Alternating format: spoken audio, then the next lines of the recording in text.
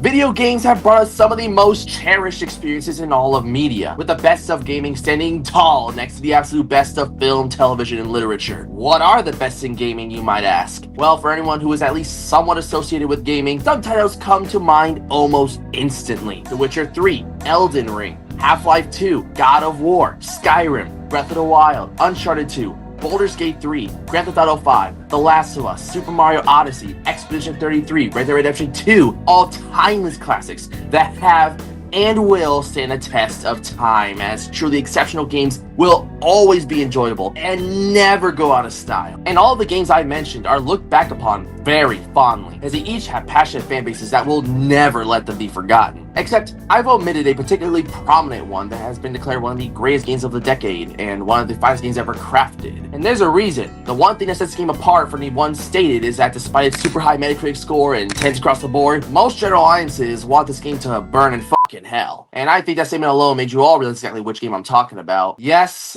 it's The Last of Us Part 2. The original Last of Us is one of the most cherished video games of all time, as it told a powerful story about grief, redemption, and what love can drive people to do, which resonated with millions. We had great stories of gaming before, but none felt as real or grounded as The Last of Us. The characters felt like real people. Their problems, notwithstanding surviving what's essentially the apocalypse, felt like our problems. The decisions felt like decisions we'd make. It wasn't just a game, but an honest reflection of our current world set in a zombie-esque apocalyptic timeline that had staying power. It's why the game is still being brought up in the gaming discussion over a decade since its initial release, and why people were so damn excited when Last of Us Part 2 was revealed back in 2016. And when 2020 came around, people were jazzed to finally experience a continuation of Joel and Ellie's story that's been 7 years in the making. And when gamers actually got to play it, Joel, please get up!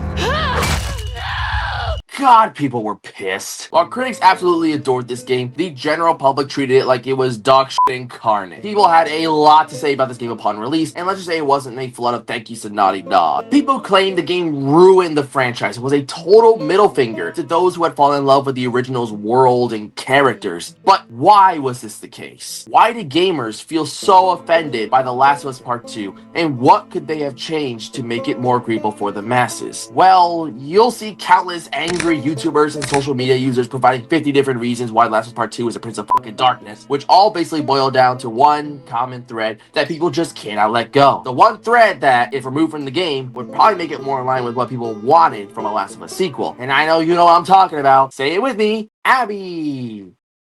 Why didn't you say it with me? If you ask any person who the most hated video game character of all time is, most people will probably tell you Navi, with Abby as a close second. Now, I'm pretty sure basically all of you know why this is the case, as all our hours sunk into Wii Sports Go finally paid off. Ask Joel. When Abby killed him in less than 5 hours into the game, people were livid, with many turning off the game right then and there because of it. Joel was by far one of the main reasons the game became as beloved as it was. And when he was taken out of the equation, many just stopped caring about the game's story, as for so many, Joel's character arc and his relation to Ellie were the story, and no Joel equals no Last of Us, which really rubs me the wrong way, because a lot of people endlessly shitting on this game didn't even bother to play through like 98% of it, thinking what they had to say about the game significantly less meaningful to me, as what should be the case for anyone with a brain, especially considering the fact that not understanding why Abby hated Joel so much and why she felt the need to go out of her way to murder him in seemingly cold blood is what makes everything click so much more once you get to her side of the story. Look, I'm not gonna act like I didn't resent Abby in the very beginning, as we know next to nothing about her aside from the fact that she killed the character we all fell in love with through his journey in the previous game. But I knew damn well Naughty Dog knew how to cook,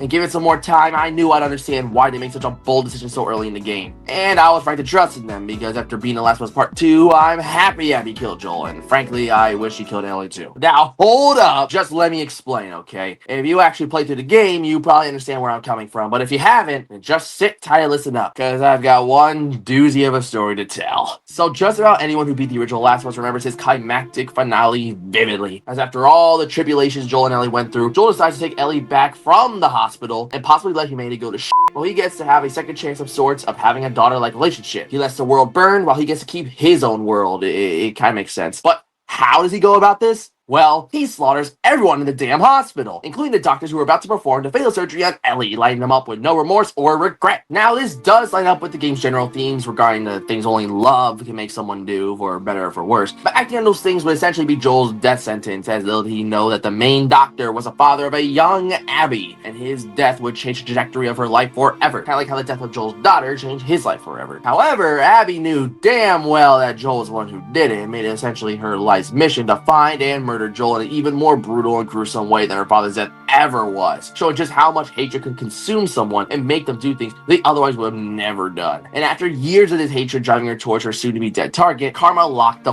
in and got straight to work, bringing Joel to her aid, only to be pulverized by her moments later. However, unlike Joel's selfish ass, who killed everyone in mere proximity to Abby's dad, she made sure not to harm anyone other than Joel, as she had no desire to harm people other than the one that took her father's life, which only made Ellie's eventual obsession with murdering Abby after she killed Joel that much more petty, considering she made sure to keep her alive and keep her cohorts in check. While in the moment it can be easy to paint Abby as some sort of devil, it's clear as day that she is in no way a malicious person, and her actions throughout the game clearly show this. She even develops a strong relationship with a kid named Lev, whose dynamic eerily mirrors that of Joel and Ellie's in the first game. And she might have just had a chance of going about the rest of her life without the last remaining shackle of her traumatic youth holding her back, until Ellie fucks everything up. Yeah, you'd think she would pay forward Abby's kindness for letting her live by just walking away and relishing the life she was given the freedom to now live out, right? Well, Joel may have wiped out a hospital, but Ellie took it upon herself to slaughter half of Seattle in an attempt to find Abby. I mean, she almost made Joel look like a goddamn saint after all the stuff he did, which is crazy work. But after various plot points, arcs, and confrontations, we finally get to the point which Ellie tries to coerce a beaten and worn out Abby to fight for her own petty sense of fulfillment, even going as far as threatening to slit Lev's throat if she doesn't, which Abby let you live twice. We let you both live, and you wasted it. Don't ever let me see you again. And yet you threatened to murder a child just to fight her for the sake of revenge. And I thought Griffith was evil. While Ellie does eventually get over herself and let Abby live after nearly drowning her, the fact that Ellie stooped to such an atrocious low just to kill someone who had every reason to do what she did, while you abandoned your family, you murdered countless people to fulfill your revenge that you didn't even go through with, and essentially became the monster you swore to destroy, is pathetic. And yet you'll see countless people online paint Ellie as a hero and Abby as this irredeemable monster, which is the ultimate form of gaslighting, when Ellie made basically every wrong decision, got people close to her killed or severely injured, and killed just about every damn person she came across, even murdering a pregnant woman who was associated with Abby. Yeah, she didn't deserve her mercy in my book, especially considering Abby did nothing but try to help people that even her people will bring harm to, like Lev and Yara, the latter of which she went to great lengths to prevent from dying despite her efforts being for naught, and essentially devoting the rest of her life to becoming a mother figure of sorts of Lev, just like how Joel became a father figure to Ellie, and she was a fucking asshole to him. Abby and Joel are essentially the same person, except Abby has a strong sense of empathy for other people that Joel never came close to possessing. By the time Abby had finally killed Joel, she had never murdered another human being before, while Joel had killed countless people, and yet people want to paint Joel as this fallen angel struck down by a disciple of the devil. Now, don't get it twisted, I think Joel and Ellie are great characters. Being morally great doesn't make you a bad character. There are good qualities to them, and they've had positive moments, and they are very well developed throughout the overall story of The Last of Us. But acting as though Abby is this demon scum of the earth because she did something not the best morally, while Joel committed similar acts tenfold, is just a joke. There are other nitpicks people have with the game, sure, but Abby is a nucleus for all the blind fury and rage has been directed in this game's way over the years, and the people responsible for such comical levels of hate almost certainly have even played through the vast majority of the game, if not at all. Now, there's nothing wrong with generally disliking the game, of course, assuming you played through the whole thing, or at the very least most of it. But this sheer level of passion distaste for a character that happens to be one of the game's strongest links, and a blind love for a beloved video game's characters and their arcs that makes fans blind to the blatant errors of their ways, along with the understandable and frankly justified repercussions of their actions, is generally what makes The Last of Us Part 2 gaming's most hated masterpiece.